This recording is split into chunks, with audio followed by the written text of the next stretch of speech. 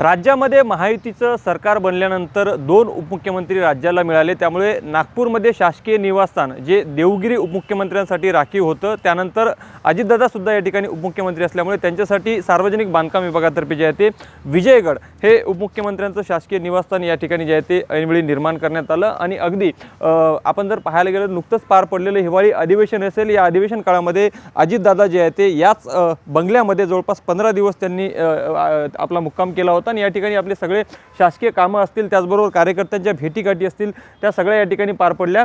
आणि आज अजितदादा जे आहे ते आपल्यामध्ये नसले तरी नियमितप्रमाणे या ठिकाणी अजितदादांनी सांगितल्याप्रमाणे जे आहे ते स्वच्छ परिसर करण्यासाठी साफसफाईचं काम जे आहे ते नियमित सुरू आहे। मात्र आज अजितदादा जे आहे ते कुठेतरी काळाच्या पडद्याआड जे आहे ते गेलेले आहे, त्यामुळे त्यांच्या आठवणीच फक्त या ठिकाणी शिल्लक राहिलेल्या आहे असंच म्हणता येईल। एकंदरीत अजितदादांनी हिवाळी अधिवेशनादरम्यान जे आहे ते या ठिकाणी 15 दिवसाचा कालावधी या ठिकाणी घालवला होता। आणि त्यानंतर जाता जाता त्यांनी सार्वजनिक बांधकाम विभागाच्या कर्मचाऱ्यांना काही सूचना देखील केल्या होत्या। आपल्यासोबत स्वतः सार्वजनिक बांधकाम विभागाचे कर्मचारी, आपण त्यांच्याशीच बोलूया। सर, काय सांगणार? दादा आज आपल्यामध्ये नाहीत, दादा या ठिकाणी राहत होते।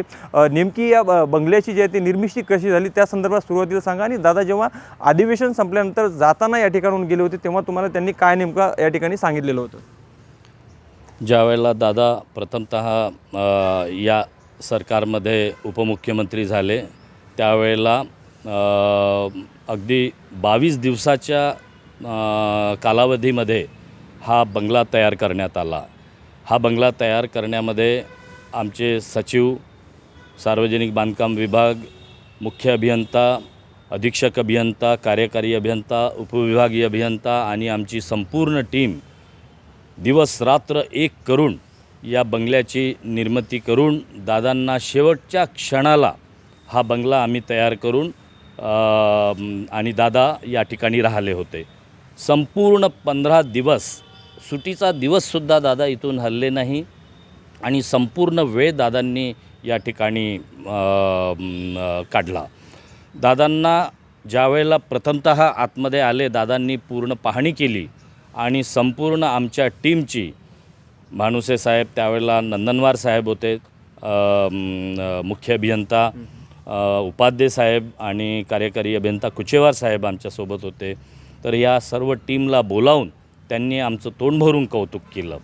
तर तेच म्हणजे दिवसरात्र 24 तास आम्ही काम करून जे हे केलं, तर ती पोचपावती आम्हाला मिळाल्यासारखी झाली। दादांनी ती शाबासकी सर्व आम्हाला दिली।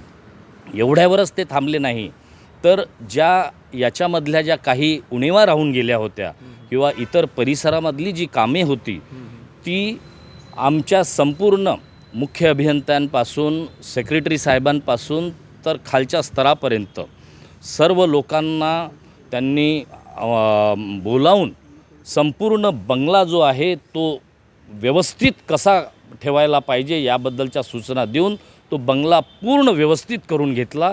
हे त्यांची शैली खरोखरच म्हणजे खूप मनाला हे लावून घेण्यासारखी होती। कारण इतके व्यस्त शेड्यूल असूनसुद्धा या बंगल्यावर उशिरा रात्री येऊनसुद्धा ते रात्री 9-9:30 वाजता पूर्ण फेरफटका मारायचे, सोबत फिरायचे। हे इथे असं कसं आहे, हे बरोबर नाही आहे, हे असं नाही आहे, हे तसं नाही, अशा सूचना द्यायच्या। आणि त्याचं काटेकोरपणे आम्ही सर्व वरून खालपर्यंतचे संपूर्ण अधिकारी वर्ग आम्ही त्याच्यावर लक्ष ठेवून तो बंगला पूर्ण करून घेतला दादांनी। अजितदादांचा स्वभाव बघायला गेलं ते कठोर स्वभाव जे आहे ते जरी असला तरी ते आतमधून जे आहे ते खूप हलक्या मनाचे आणि अत्यंत आपल्या कर्मचाऱ्यांसुद्धा प्रेम करणारे अशा देखील एक माहिती जी आहे ते समोर येते। तर तुम्हाला काय वाटतं, अजितदादा जेव्हा विदर्भात या ठिकाणी यायचे, या ठिकाणी मुक्काम राहायचे, तेव्हा तुमच्यासोबत त्यांचं राहणीमान कसं होतं, बोलण्याची त्यांची शैली कशी होती, त्या संदर्भात काही आठवणी सांगता? दादा अतिशय शिस्तप्रिय आणि वक्तगीरपणा दादांचा वाखाणण्यासारखा आहे। नेहमीच दादा कधीही एक सेकंदाचाही उशीर होत नव्हता। भल्या पहाटे उठायचे, पहाटे उठून 6:30 ते 7च्या मधात बरोबर बाहेर येऊन लोकांशी इंटरॅक्शन राहायचं दादांचं। कामांची प्रचंड यादी राहायची, सगळं नियोजन असायचं, नियोजित सगळ्या गोष्टी राहायच्या आणि त्या नियोजनाप्रमाणे दादा सगळ्या गोष्टी पूर्ण करायचे।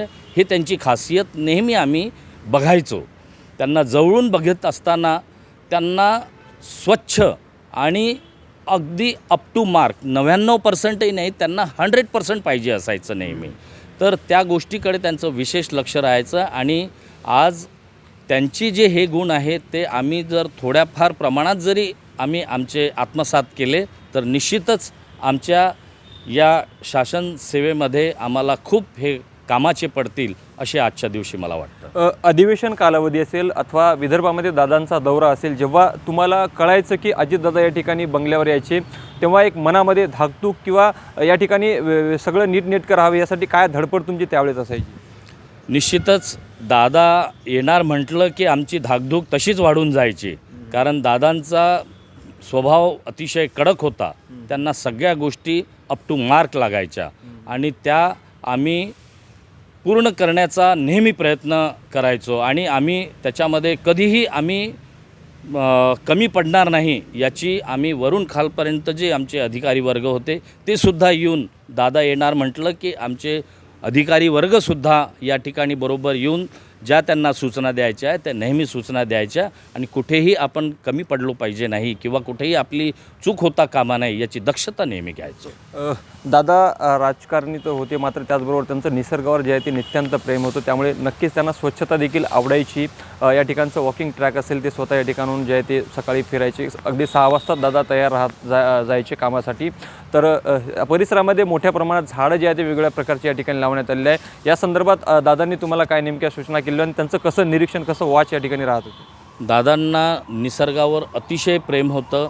झाडांवर विशेषतः ते बरोबर आल्यानंतर बघायचे की कुठल्या झाडाला पाणी दिलेलं आहे किंवा नाही. मला आजही एक गोष्ट आठवते, या खालच्या लॉनमध्ये जर तुम्ही तो हे केला झाड बघितलं असेल तर झाडाच्या भोवताल त्यांना कधीही त्यांचा जीव गुदमरणार नाही अशा प्रकारचं कॉन्क्रिटिंगचं काम कधीच ठेवू नका म्हणून ते इन्स्ट्रक्शन द्यायचे. आणि त्यांनी आपल्या समोर आपल्या हाताने गोलाकार करून दिला आणि एवढा गोल पोर्शन सोडून तुम्ही तो असा झाडाचं बाजूचा तुम्ही आपलं बाकीचं काम करा अशा त्यांना नेहमी सूचना. झाडांवर अतिशय प्रेम करणारी व्यक्तिमत्व आम्ही नेहमीच दादांना बघितलं आहे.